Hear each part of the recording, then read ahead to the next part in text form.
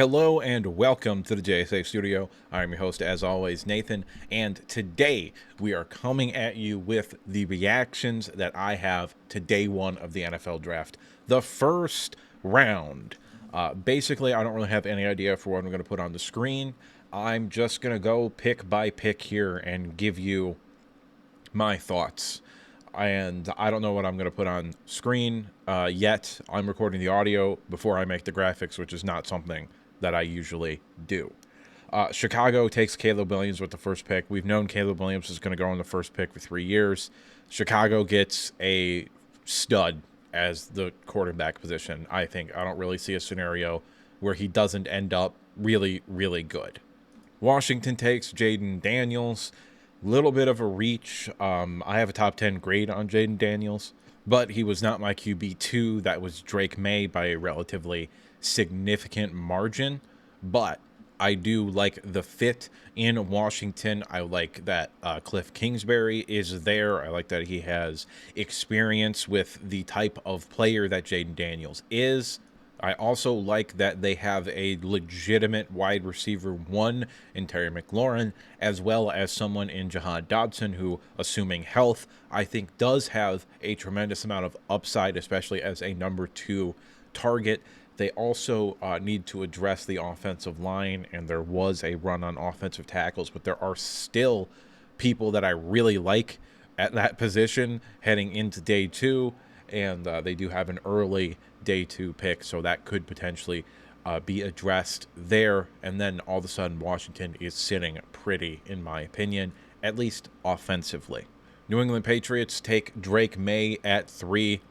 I really, really, really like Drake May. The problem is they don't have an offensive line, and they don't have anybody to throw the ball to, and they don't have a running game. The defense, I think, is actually going to be good next year, assuming everybody can stay healthy. I think the defense has the potential to be one of the best units in the NFL, assuming they can find him someone to throw the ball to with these wide receivers that have fallen to the second round here. I think that Drake May could potentially actually play really well year one. He is a little bit of a project. I don't think he's nearly as much of a project as other players in this class at the quarterback position, but he is someone that I think is going to need a little bit of time. And I think the Patriots also understand that, which is why they have Jacoby Brissett. I don't think Drake May is going to get thrown to the fire early on in the season. All in all, it's a good fit in my opinion. Arizona takes Marvin Harrison at 4. I really like Marvin Harrison. Obviously, he's my wide receiver 1 in this class and my number 2 overall wide receiver since I started grading prospects, which was 2016, I believe.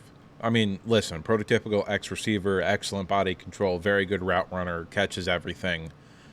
Everything that you want in a number 1 wide receiver, they've got it. I think they've, in the past few years, the Cardinals have made more of an effort than they did under the previous regime to surround Kyler Murray with help and players that he also likes. Last year, they talked at length about how much Kyler Murray liked Paris Johnson Jr., and I'm sure Kyler Murray loves Marvin Harrison Jr. as well. The Chargers at 5 did something that I didn't think they were going to do. They took Joe Alt, who I love Joe Alt. I'm a little bit iffy about moving into right tackle, but that's whatever. I don't care about that so much. It worked out with Penei Sewell, and there are a couple other examples of left tackle going to right tackle and it working out. But I thought they were going to take J.C. Latham, and we'll talk about that pick at the Titans, but I wouldn't have liked that very much.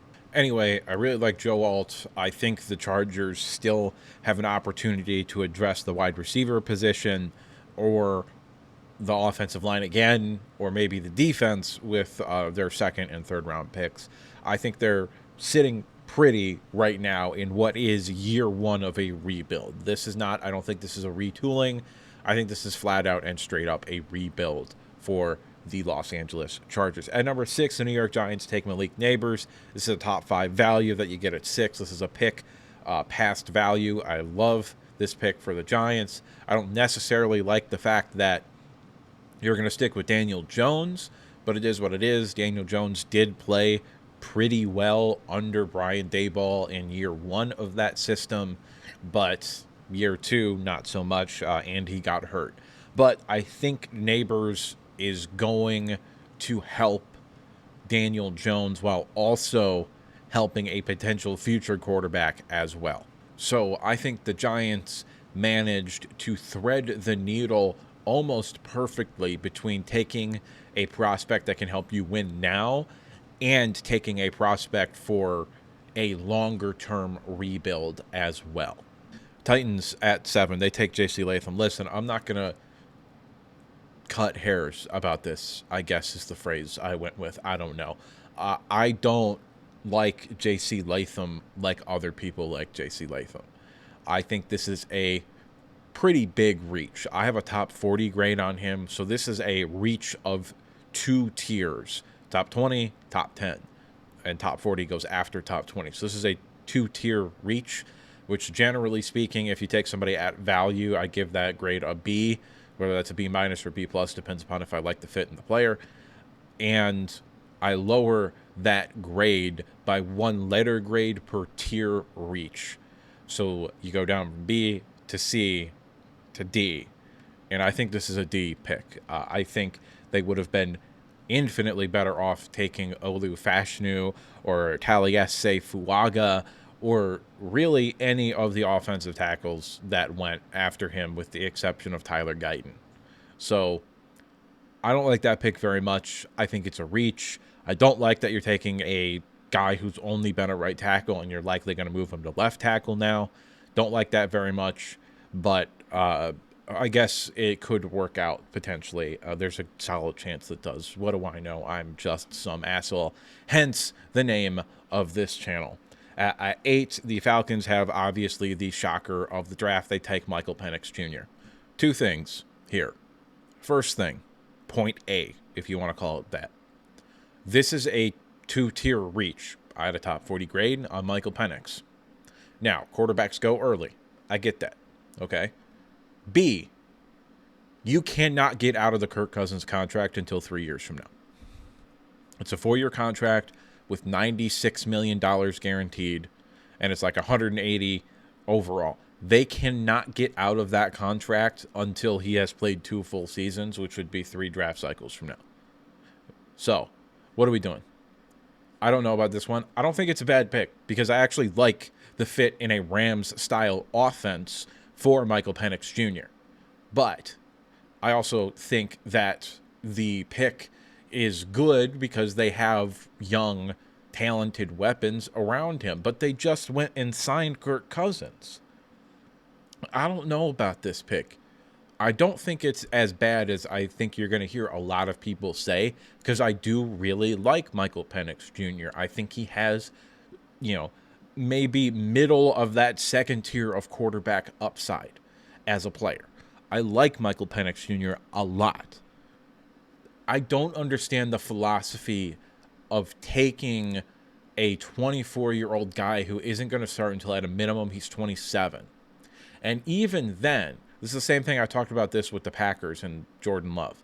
Even if it does work out, all of a sudden you're entering his 4th year of his contract where you're going to pay him $12 million, and then a 5th-year option where you're going to pay him like $25 million. And then after that, you're going to be paying him 50 or 60 by the time he has to go to that contract. So you're not getting the benefits of having a quarterback on a rookie deal. So I don't get it. I don't get it. I don't understand the rationale behind this pick, even though I like the player and I like the fit. The Bears get maybe the best fit in the class with Rome Odunze going in there. I mean, this is fucking stupid at this point with the Bears. The Bears have arguably 3 wide receiver ones and a borderline Pro Bowl caliber tight end to go along with a above average offensive line and a defense that improved dramatically over the course of this past season. The Bears might have the best roster in the NFC North right now. And that's saying with 2 playoff teams that won playoff games and another team that probably would have made the playoffs had their quarterback not gotten hurt. So the Bears might fuck around and win the NFC North this year. They absolutely destroyed the draft. It was very, very good. And I don't particularly know what to do here with that because I'm a Lions fan. So, yeah. Speaking of the NFC North, the Vikings selected J.J. McCarthy, QB5. Not something I anticipated in terms of him being the fifth QB taken. I thought for sure he was going to be the fourth QB taken. But worst case scenario for me happens. J.J. McCarthy, Michigan legend, ends up going to the Minnesota Vikings. So now I have to actively root against him and hope he ends up a bust. But the Vikings are the best situation for any young quarterback in this draft to go to outside of the Chicago Bears. So that's not great again because I'm a Lions fan. However, this does dramatically increase the chances that the Lions and the NFC North end up on that division following Hard Knocks series that they're going to try out this year. So that'll be fun if it happens. Anyway, J.J. McCarthy, it's a good fit.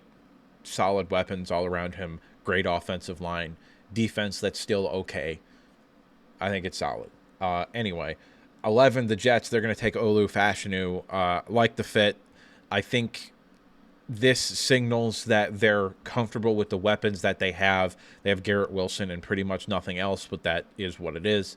I mean, they got Mike Williams, but he's probably not going to play until week 4, 5, 6 anyway. I don't know. But I guess, you're probably going to be more of a running team anyway. You don't really want 40-year-old Aaron Rodgers slinging it 50 times a game, if I'm going to be honest with you.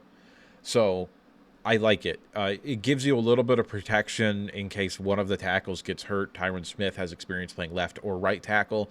So hypothetically, if Moses goes down at right tackle, you put Fashanu at the left side and move Smith over to right tackle. Or if Smith goes down, then you've got Fashanu to replace him at left tackle. And then you've also got your left tackle of the future. Denver with, according to my board, the biggest reach in this draft with Bo Nix.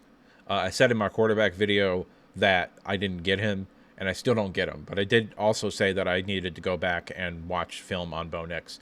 And I went back and did watch film on Bo Nix and came away thinking the exact same thing that I thought the first time.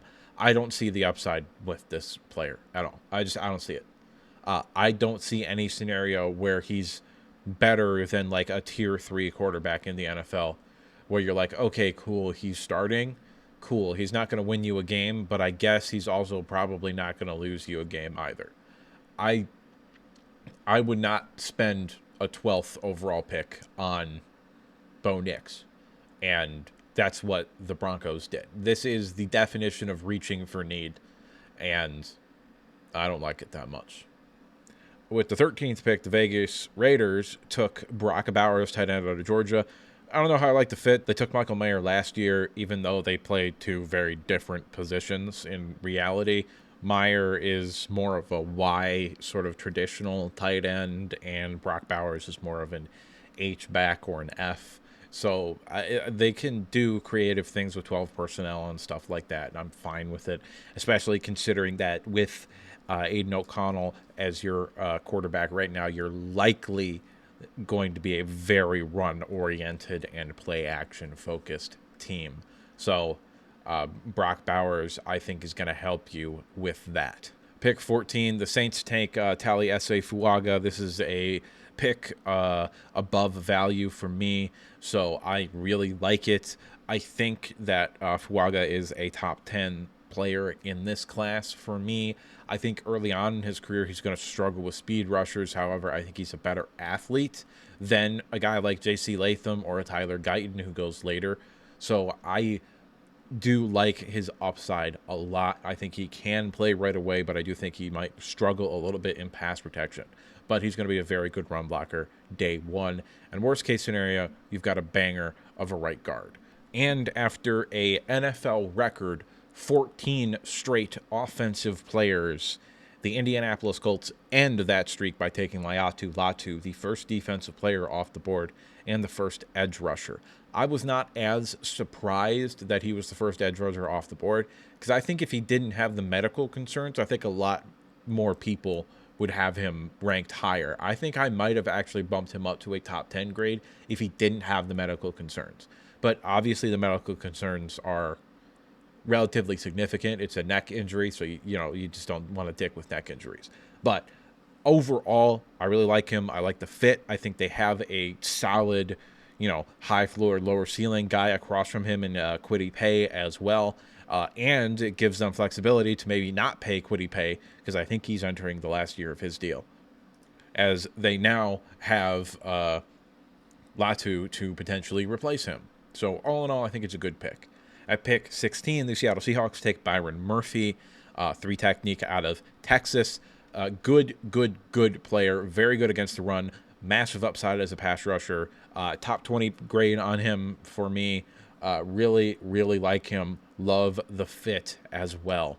I think he's going to be a instant contributor and impact player for that Seattle defense year 1. Pick 17 with the Minnesota Vikings trading up. They also kind of nailed the draft, in my opinion. They got my QB 4, and they also got my edge 3. Both picks were pretty close to above value. Like J.J. McCarthy, technically it was a reach because I had a top 20 grade on J.J. McCarthy, and they took him at 10, meaning a top 20 would be your value is between 11 to 20. I'm not going to ding him for that. I don't think it's a reach by any stretch of the imagination. That being said, I also had a top 20 grade on Dallas Turner, who they took inside the top 20 and passed pick 11. So that's another pick of value.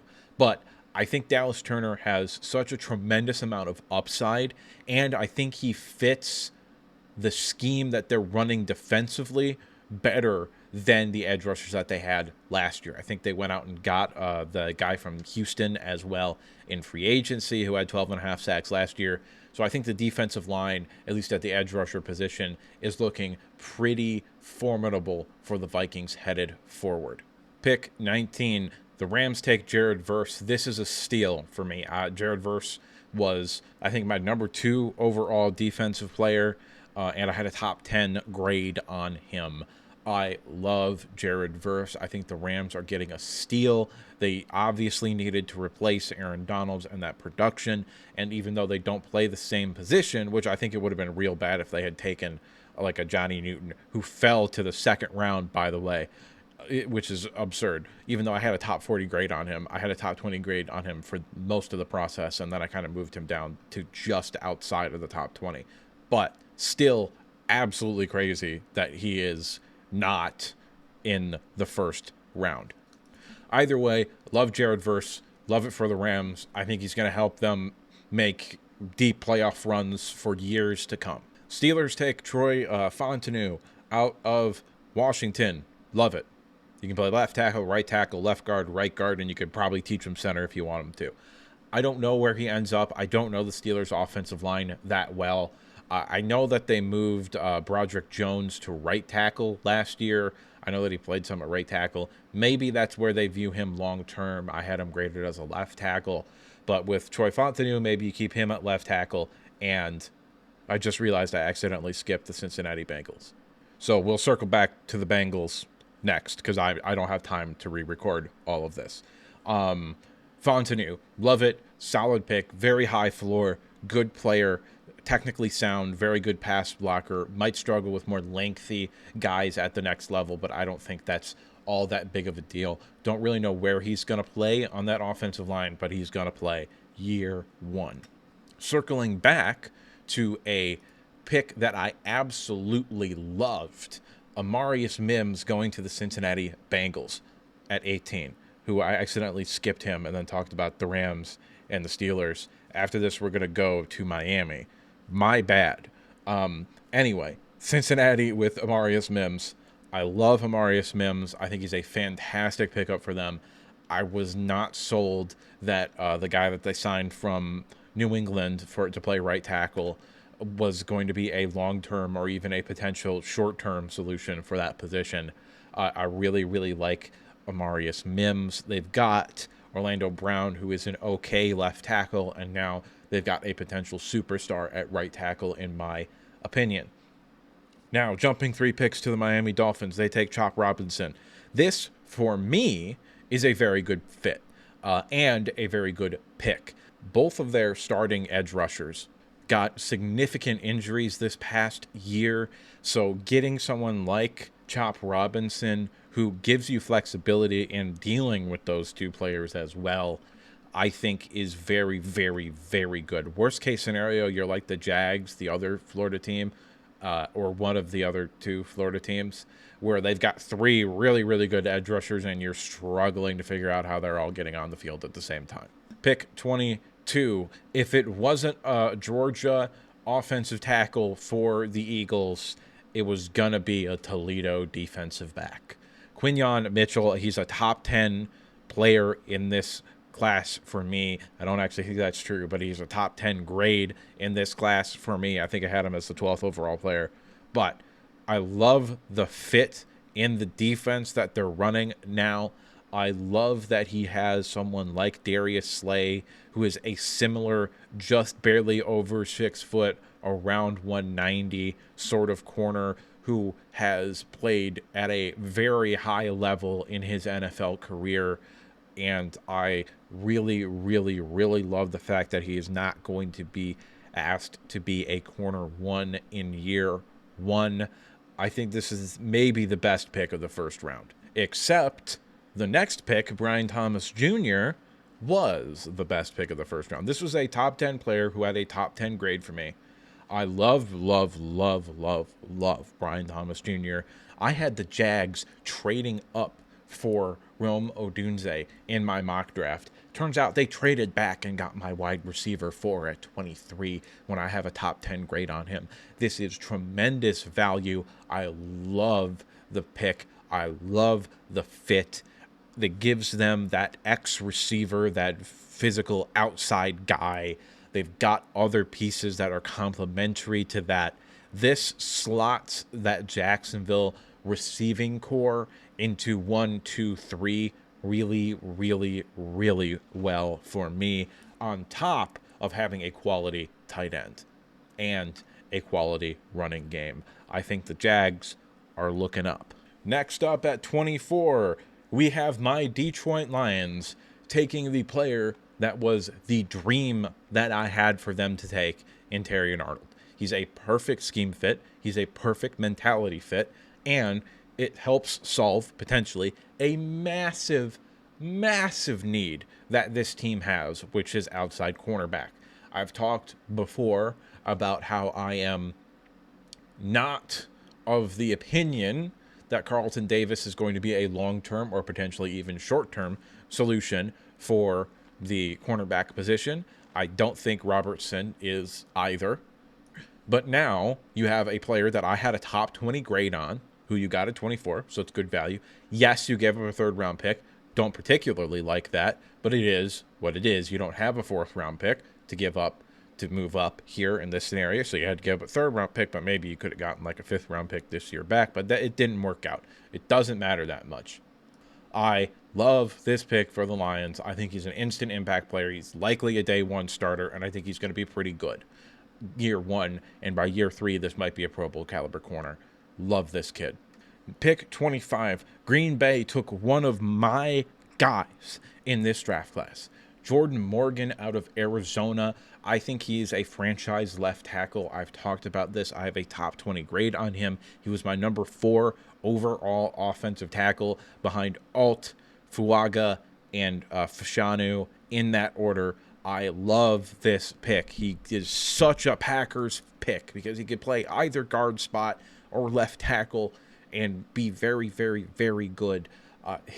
Drafting him and playing him at left tackle allows you to keep Zach Tom at left guard where he should be, or potentially at right tackle if you want him there because he's versatile like that.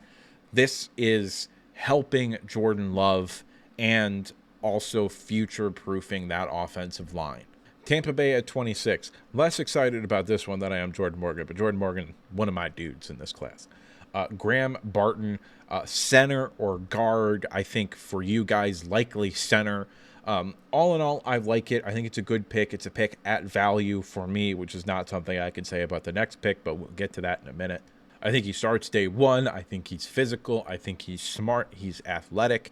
He has Pro Bowl and perennial Pro Bowl upside as a center, and I think you're going to be able to pull it out of him. I really like Graham Barton.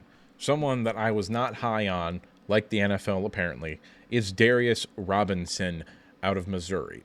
I don't know where this guy's going to play, and generally speaking, I'm not a fan of those tweener guys where they're too big to really have any sort of explosiveness off the line from an edge rushing perspective, and they also don't have any bend, which is true on both accounts for the case of Darius Robinson, but also he just doesn't have the size and strength to be able to stick at 3 technique, or the quickness, really. He doesn't have the agility to be elite there either. I don't know what that is going to look like. I think he could potentially fill a like base package. He's a 5 or a 6, and then pass rushing he's inside as a 3. I think he could potentially fill that role, but generally speaking, those guys are not high value and high impact defenders. So generally not a fan of the role and not a fan of the pick really all that much.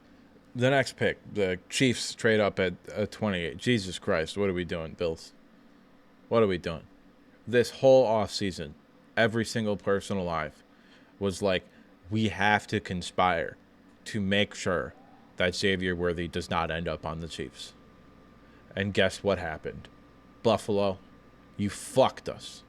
You fucked the rest of the league, dog.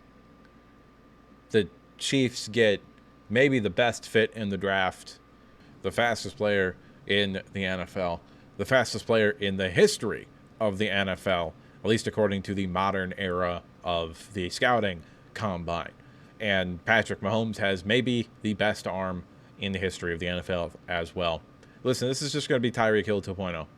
And next year, they're going to draft Colston Loveland in the first round, and they're going to have Travis Kelce 2.0. For fuck's sake. They're going to win every Super Bowl. They're going to fucking three-peat, and then they're going to four-peat, and then it's just going to be goddamn the Chiefs every year. Anyway, it's a good pick for the Chiefs. I like it a lot. Moving on to Dallas at 29, Tyler Guyton. I think he probably stays a right tackle because they do kind of need a right tackle. And then I think Tyler Smith stays at left tackle because I don't think you draft a guy who's a right tackle and then move him to left tackle and then move Tyler Smith at left guard when as a left tackle, Tyler Smith is a perennial Pro Bowl, potentially perennial All-Pro kind of gold jacket sort of guy. So I don't really know how that makes any sense when you're just going to keep him at guard for no reason, and then all of a sudden you still have a massive hole at right tackle. So I think he's going to stay at right tackle, and I think Tyler Smith is going to stay at left tackle, and I think it's a good pick. I had a top 40 grade on Tyler Guyton. He didn't really go above any tackles that I had him ranked above, so I think all in all, it's a good pick. Baltimore taking Nate Wiggins. I really like Nate Wiggins. I think he's a good fit for Baltimore, and I think he's a high upside player. Good news is he is not 173 pounds like everyone is going to tell you that he is. He got up to like 185 at his combine or at his pro day, rather. So I don't know why he was down to 173. Maybe he really wanted to hit that 4.2 mark. But ball skills and instincts all over film, excellent zone corner. The San Francisco 49ers have taken Ricky Pearsall. This is their Brandon Ayuk replacement. Brandon Ayuk is going to be traded probably by this time tomorrow, which would be after midnight. So I don't know. I think it is what it is. I get that you're trying to replace a Z in Brandon Ayuk, but I think there are multiple better Zs than Ricky Pearsall in this class, including the player that went with the 32nd overall pick with Carolina, and that's Xavier Legette. I really like Xavier Legette. I think he could play the X if you ask him to. I'm not sure about how he does in contested catches situations, though. There's a question mark for him. Either way, the Panthers had to fucking take somebody at wide receiver. I like that they moved up one spot to get that fifth-year option on him. I think he's a good fit. I think he fills a need. I think he's a hometown kid, and it's a cool little story. I like it a lot, even though technically, according to my grading system, it is a reach. And there were probably other wide receivers that I would have preferred to have taken over Xavier Legette and Ricky Pearsall, namely A.D. Mitchell. But I understand why A.D. Mitchell fell. But now, speaking of Mr. Mitchell, let's go ahead and talk about the best players still available.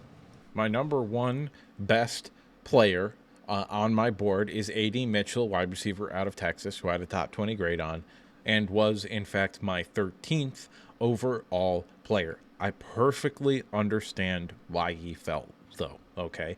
If I took stuff like that into account, he probably wouldn't be graded that highly. But I don't do that because I don't get to talk to these kids. I don't get to learn about their work ethic. I don't get to talk about their football IQ, really. So, yeah. Jackson Powers Johnson would be my number 2 overall player on the board currently. I had a top 20 grade on him, and he was my 20th overall player. Spencer Rattler, who I was significantly higher on than everybody else. In fact, he was my QB 5.